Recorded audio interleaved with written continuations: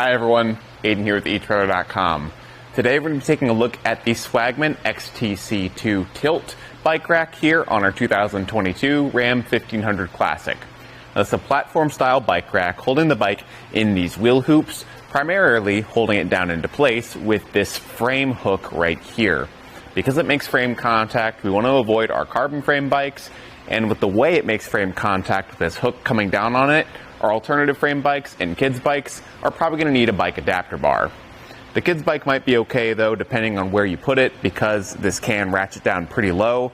But you can see with this second hook here, we're kind of limited by where that first hook goes, so we can't get it down super far depending on where we set this first one up. So just keep that in mind.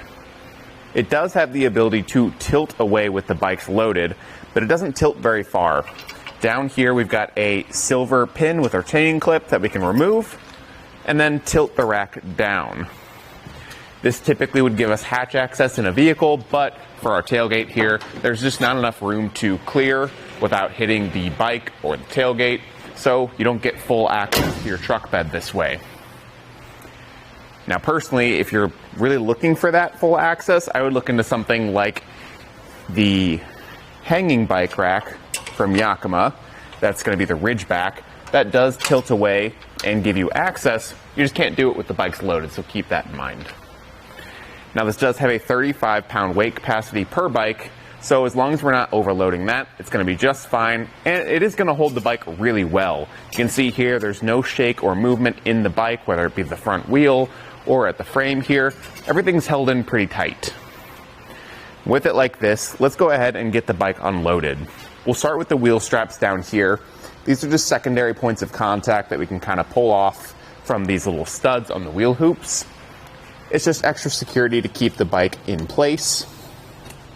And then from there we can undo the wheel hooks. We'll press in this button on the side and lift it up the center mast. We have to do both so that we can get access to this lower one here.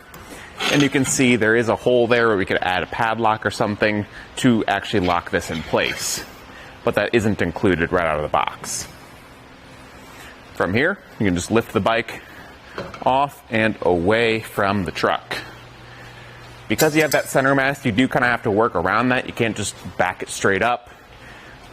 So it makes it a little bit more difficult, but luckily we have enough room on our truck here that it's not too much of a hassle. I always like to replace those hooks so I don't misplace them later. And you can see how they ratchet down into place. From here we can take a look at some measurements. We'll start off with our ground clearance.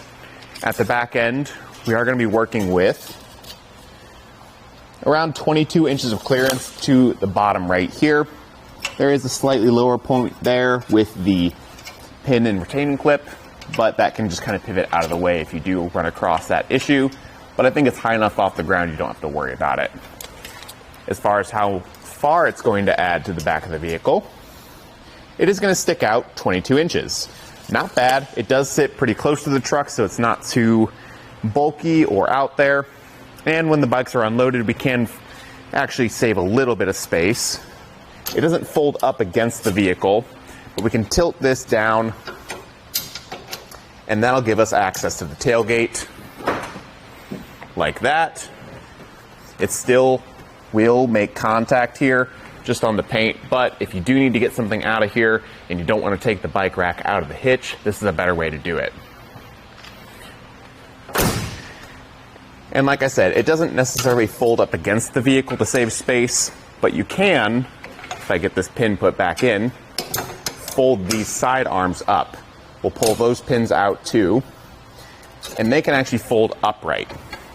Now this is going to give you better room around the truck if you need to get up here to reach something, or more importantly, I think, just to take it out of the hitch and store it in your garage. This is going to save a lot of space having it kind of folded up like this.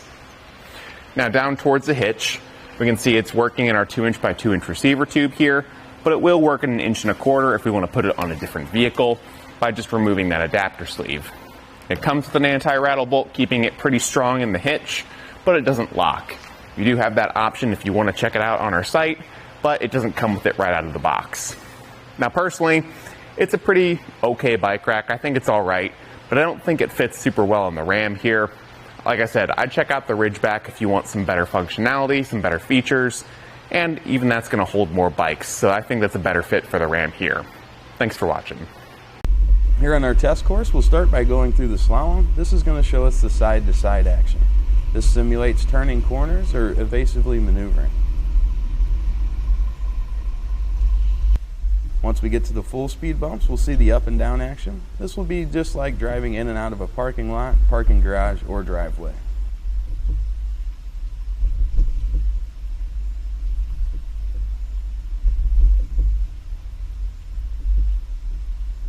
Once we get to the alternating speed bumps, we'll see the twisting action. This will simulate hitting a curb or a pothole or driving over uneven pavement.